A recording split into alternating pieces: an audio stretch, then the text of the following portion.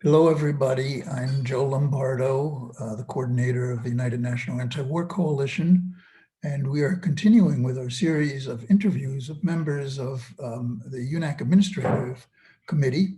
And recently we've added a couple of people to the Administrative Committee, and one of them is with me here today, which is Margaret Flowers.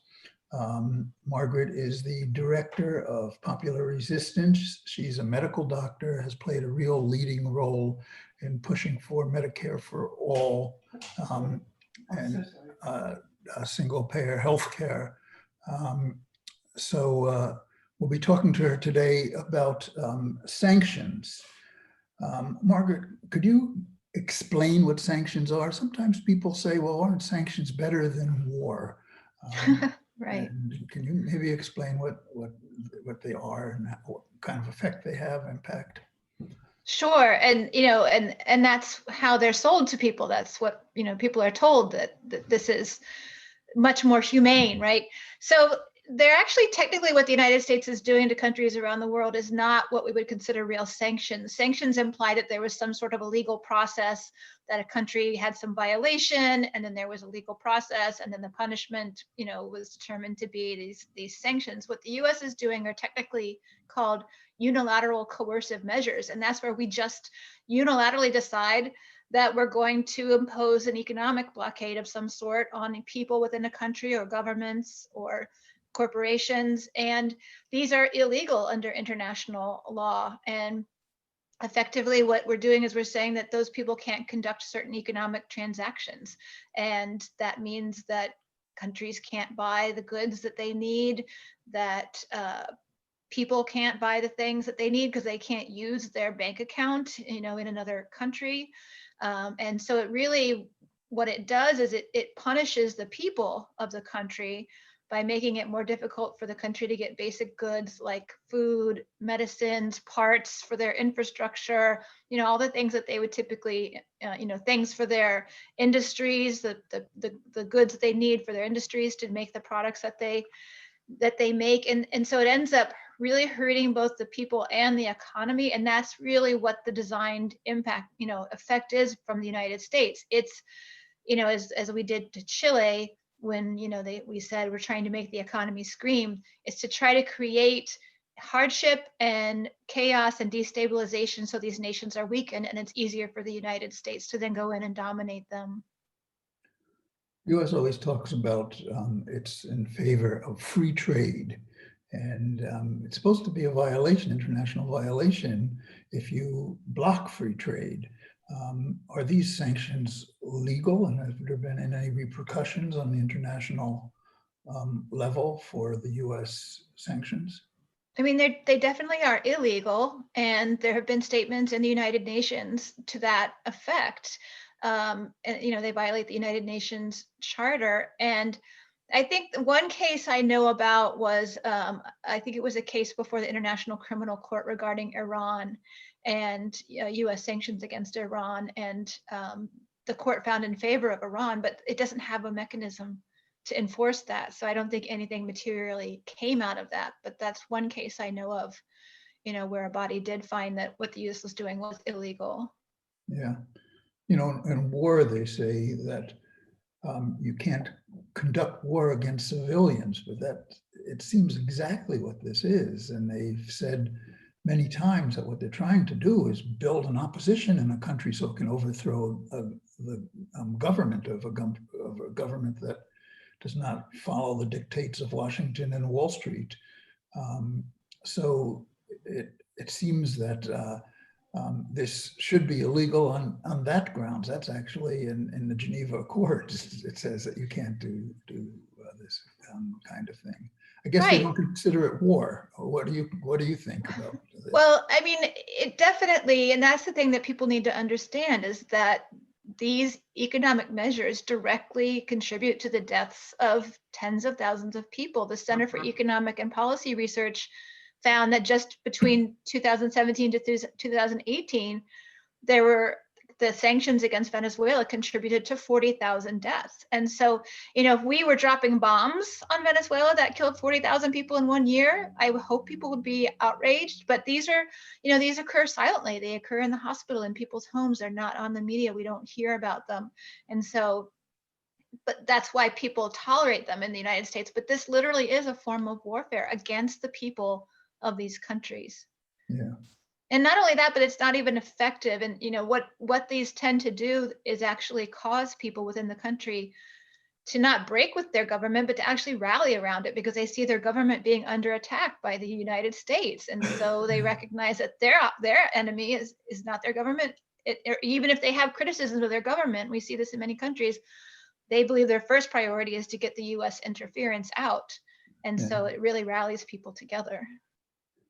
Seems under this period of COVID-19, it's, a doubly egregious crime on the part of the United States to deny medicine and food and infrastructure and oil and other things that people need, the countries need, just to deal with this. Do you agree with that? Do you see how? Why can't we get this out more and let people see what our government is doing? Yeah, I think it's starting to get into at least on the international stage, it's really starting to get into the conversation, because it's so blatant right now that we're facing multiple crises in the world: economic crisis, the COVID-19 pandemic, the climate crisis, and many countries are coming together, are working together to collaborate, to share supplies, to send physicians. We look at Cuba, a country that's really been under a serious blockade now for many decades, and yet they train physicians and send them out all around the world to deliver healthcare, and are doing an amazing job, despite the situation that they have of managing the COVID-19 pandemic. The Cuban physicians, the Henry Reeves Brigade, there actually is a real campaign to try to get them to win a Nobel Peace Prize for the amazing work that they've done going to Italy and Iran and other places that have been hard hit. So we see these countries coming together, collaborating, sharing information, sharing resources, and then you see the United States, which is doing the worst job in the world of dealing with the pandemic. And not only that, but we are punishing other countries. We're increasing our economic measures against China, Iran, against Venezuela, and we're dropping out of participating in international bodies like the World Health Organization. So, the US, I think, is just showing at higher and higher levels of what it really is, and its lack of regard for human life, and that the US will do anything to try to dominate other countries, and so that they can be controlled by us, and so that we can exploit their people and their resources. Yeah, it's interesting that the figures in Cuba for COVID infections and COVID deaths have been orders of magnitude lower than in the United States, and yet they do a lot of testing. Do you have any thoughts on why that's happening and why they're doing so much better? It's the same thing that we see in Nicaragua and in Venezuela, which are doing relatively well, for Latin American countries. The countries that are doing the worst are, countries like Brazil and Argentina and Peru. And what you see in Cuba, Nicaragua, and Venezuela is that they have an actual healthcare system that treats healthcare as a human right, that's community-based. So they have medical centers in every community. They have physicians in every community that are responsible for the families in that community. And then they have a whole linked national system. So they can, when they see an outbreak happening in one place, they can get resources there. They can get health professionals and supplies to that area. But they literally have been going door to door to talk to people, to see how they're doing, to educate them about how to protect themselves. And I know in Venezuela, they also have an online program that, tens of millions of people signed up for very quickly to get information and to be able to respond and let people know if they were having any difficulties in their household. So this is a level of coordination this is what, these socialized systems look like. They treat healthcare as a human right, not as a profit center. And in the United States, we saw exactly the opposite. So we don't have a universal system. We don't have a coordinated system. We didn't have national leadership telling people what to do. There was a lot of confusing messaging coming out. Should you wear masks? Should you not wear masks? And then weren't able to get the tests for so long. And so we haven't been able to contain it here. And just in the US, so many people, even with health insurance, still face financial barriers to getting care, or worry that if they go to the hospital, they're going to have bills for thousands of dollars. So they don't even, people hold off on even getting care here, which during a pandemic is the opposite. You want to identify every case as soon as you can so that you can isolate that and try to prevent it from spreading. I think there's one other factor, which is these countries like Venezuela and Cuba and others, is that the people trust their government. And I think that doesn't happen here. I think we've kind of learned over decades, you're not supposed to trust your government. And then we get these strange messages, and you get one state having to bid against the next state for ventilators and bid against the federal government. And, so it's based upon the capitalist system of competition. Right. And you had states like bidding against each other, and then the corporation that makes the product was just raising the prices to extreme levels because they could get away with that. Yeah. During a pandemic, they were extorting these states, and they were doing like secret shipments at night, getting like grocery store trucks so that people wouldn't know they're bringing these products into their hospitals. It was crazy. The other thing you talk about sanctions, that Trump has tried to, in some sense, sanction states that won't go along with his program, that don't want to open the schools or something like that. He says, well, we're going to cut off federal education funds, or we're going to cut off other funds to you. So people here get sanctioned too. It's an interesting thing. That's a good way to look at it. I think that's a really important way to look at it, because I think in the United States, we don't recognize that we don't have a universal healthcare system. While we could afford a universal healthcare system right now, we would actually save us money if we went to National Improved Medicare for All. That is a form of sanction against the people. The fact that we don't have affordable housing, that we don't have, education freely available to everyone, high quality education. These are forms of sanctions, and a government that will treat people around the world the way that it does will also treat its own people that way. And we have to be aware that the majority of the countries that we're sanctioning are countries of Black and brown people. Latin America, Africa. Higher rates of infection. Yeah. You and I were in Venezuela together, I guess about a year and a half ago, with a number of other anti-war activists and organizations.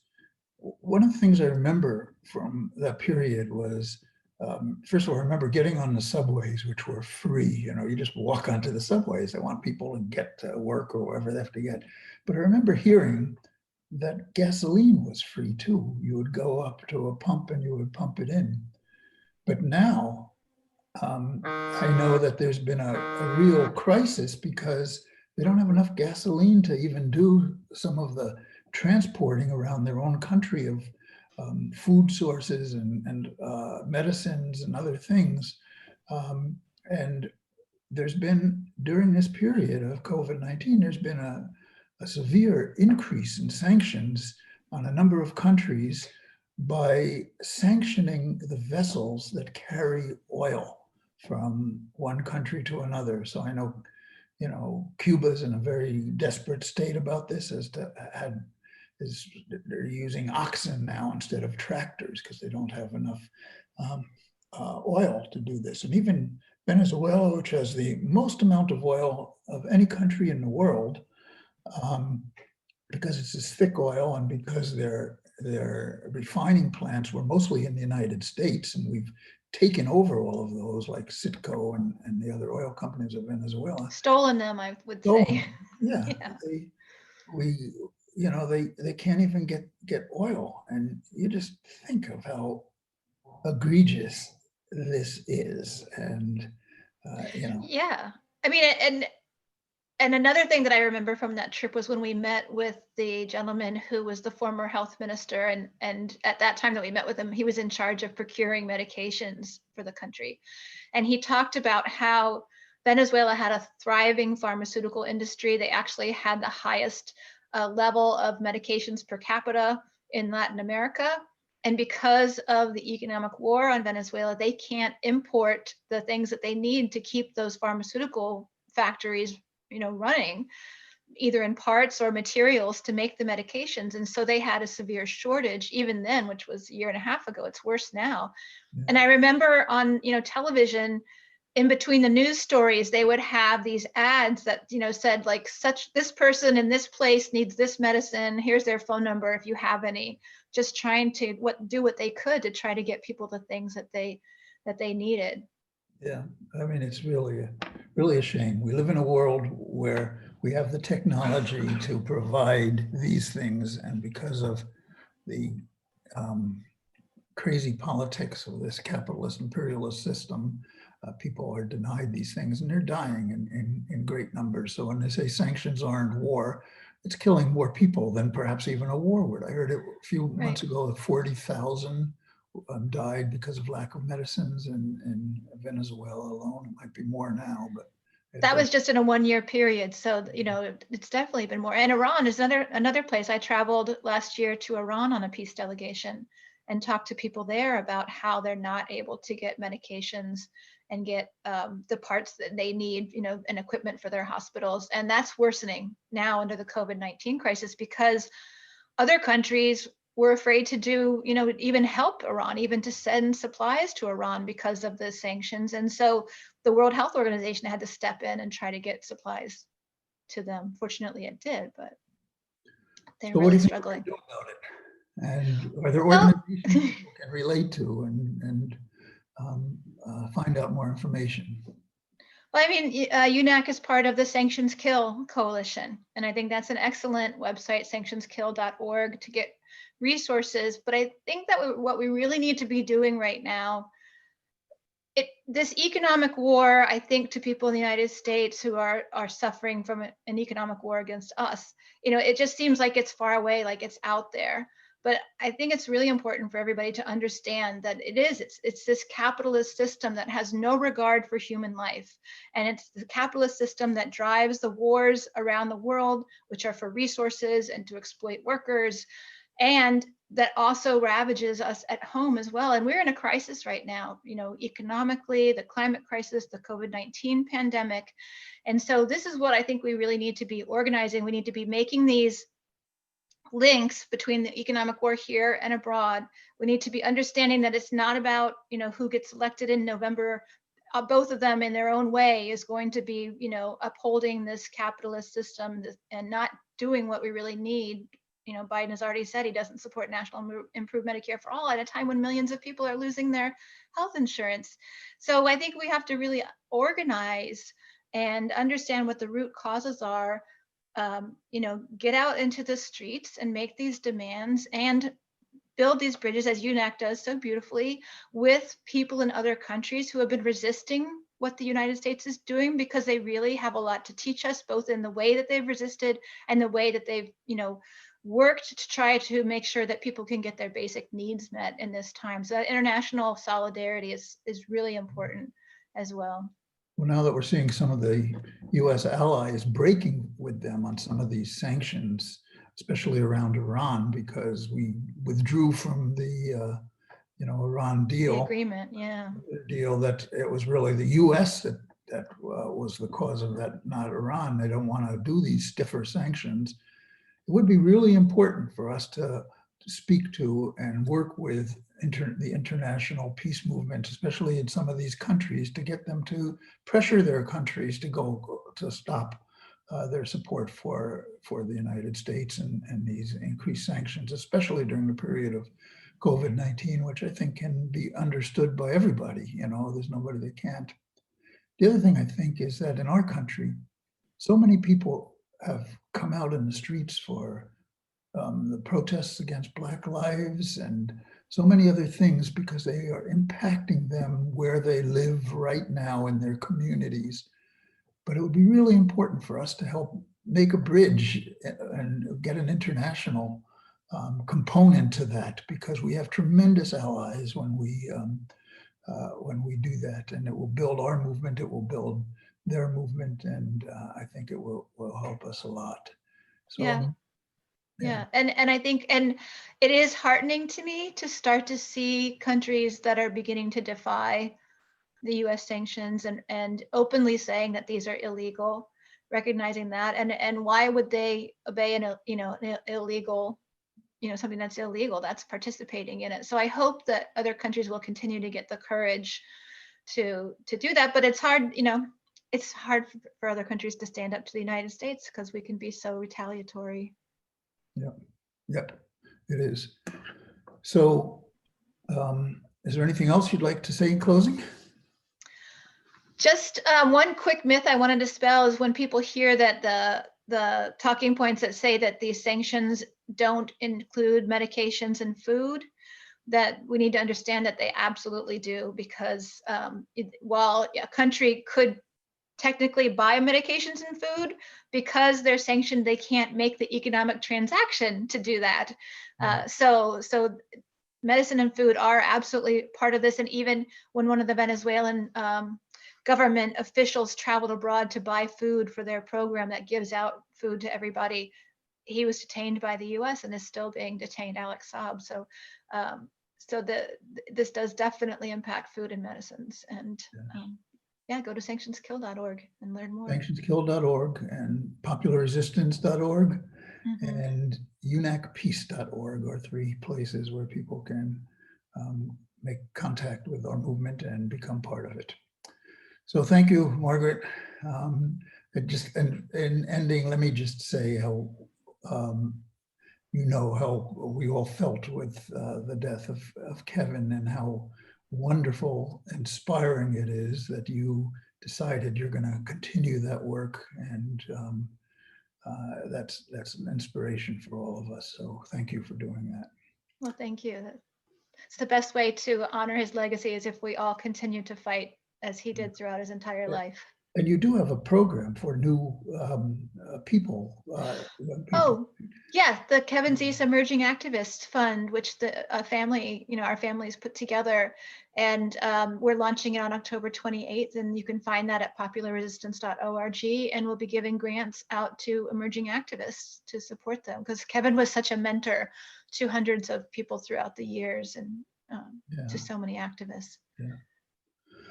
Okay, thank you. Have a good rest of the day, and I'll talk to you again soon. Goodbye. All right, thanks. Bye-bye.